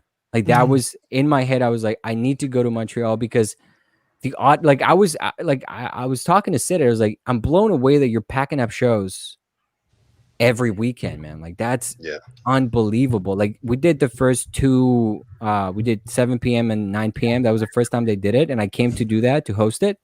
Yeah. And it felt amazing. I was like, bro, it was not ideal because Peroni wasn't like, it's better to have a completely packed show than having two that are like half, kind of like, you're dividing the thing. Like Peroni is a great place to do stand-up, but it's still not a comedy club, right? So you don't have the same sort of like, to turn a crowd back, in and out, it's harder. It's much harder because comedy clubs have their own science in terms of like the weight stuff, like the way that they clean the things. Like it's a whole different game than hosting just one show. And I remember just saying like, I signed my first contract to record my album, which was going to happen this year. Nice. I had the production company. I was like, dude, this is right after the nice, but you guys forgot the COVID-19. Yeah. Oh, nice, congrats. No. So thank you, Joey. Because the moral of the story is like nothing happened because COVID. So back to square one. But I signed my contract. It was like right after the New York Comedy Festival, and I remember thinking of prepping not in New York, but I wanted to go prep in Montreal. Like that was because the audience, like I knew I was going to get more quality sets in Montreal than I was going to get in New York. Wow. Okay. Wow. But they've been doing a lot of outdoor shows lately, no? Like I think I was seeing them. Yeah, there's a lot of rooftop shows and they're happening. The problem is that it's okay. It's the best thing. It's better than a Zoom show, but it's still not, like it's hard to perform in front of a outdoor crowd when there's cars and it's New York City, so you hear ambulances, people shouting, I'm walking here, shit like that. That was such a stupid joke, but you know what I mean. Like I was gonna say the F word, but I control myself. But so you're performing, because I've done a couple of those, and it's fun. Like you go to a rooftop show and you do it and you're like, oh, this is the closest I'm going to get to performing in front of people. But then you tell a joke and then they laugh and then the 7 train comes in and you're like, so you're like, and then you're like, you lose them. And then you're like, okay, well, where were we? And then someone's smoking weed and it's like, it's It's It not the makes you same a feel better at all. comic. No, not at all. It makes you a good comic because you really have to be in the moment. Mhm. But material to do 100% material in an outdoor show is almost impossible. Like Really? most comics pivot to whatever's happening in their environment. Yeah. You know, you just to stay on point with material. It's really tough because you don't get the same momentum. You don't have the same consistency with that you would do in an indoor show. So right now, like what I've heard in the emails that I've gotten from comedy clubs is they're probably going to open in April, like indoor comedies Oh, nice. shows. Wow, that's far away.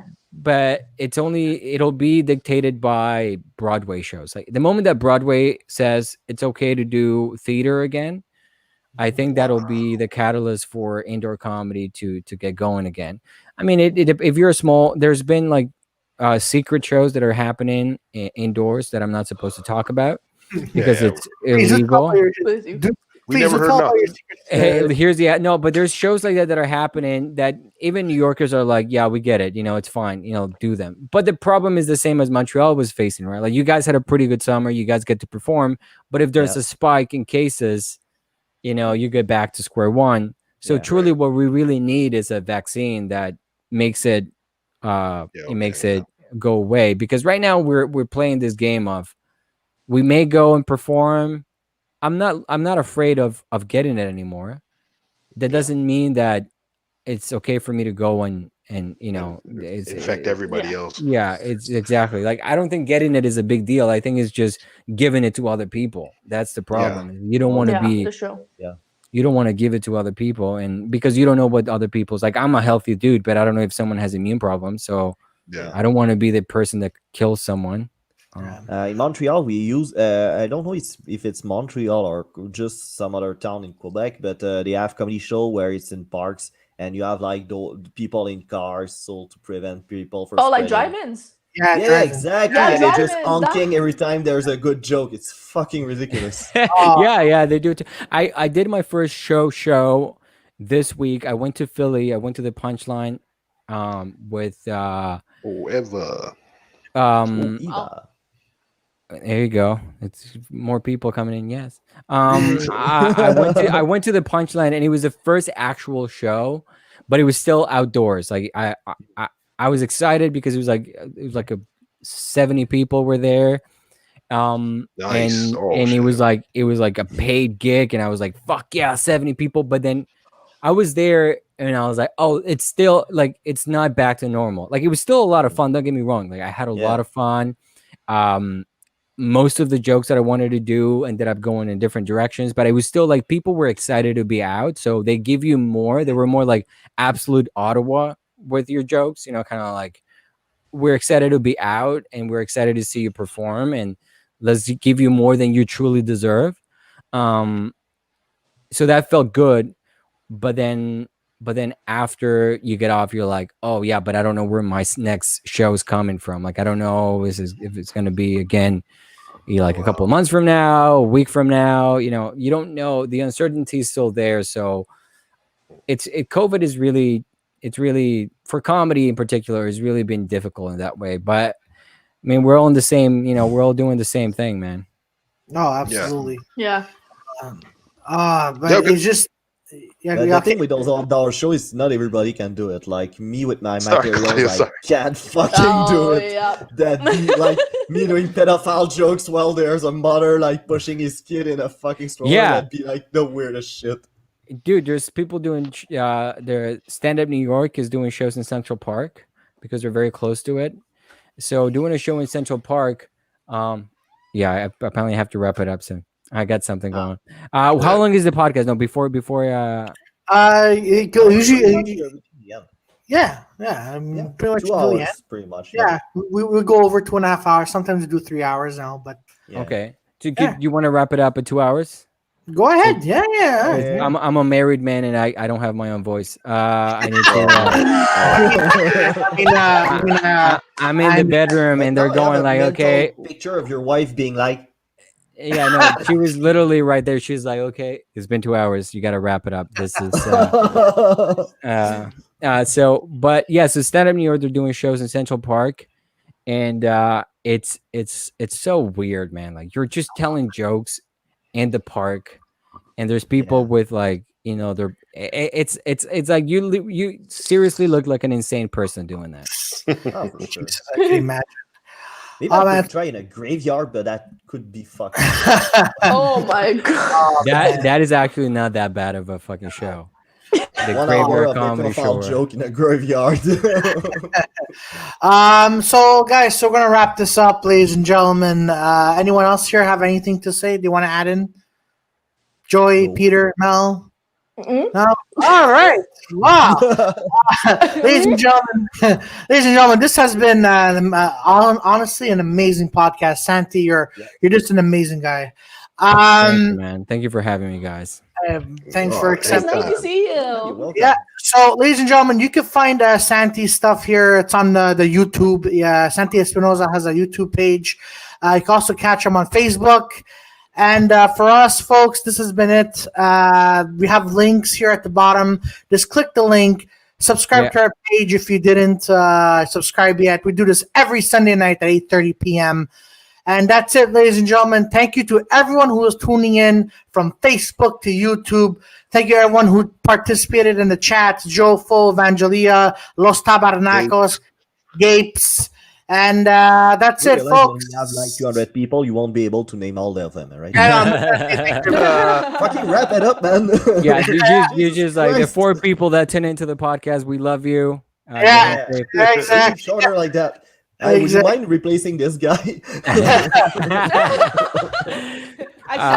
Applications as of now. Yeah, exactly. Yeah, exactly. All right, folks, this is a wrap. Have yourselves a good night. We're going to be back here next Sunday with Thank you. another Be safe, guys. Thanks for having me.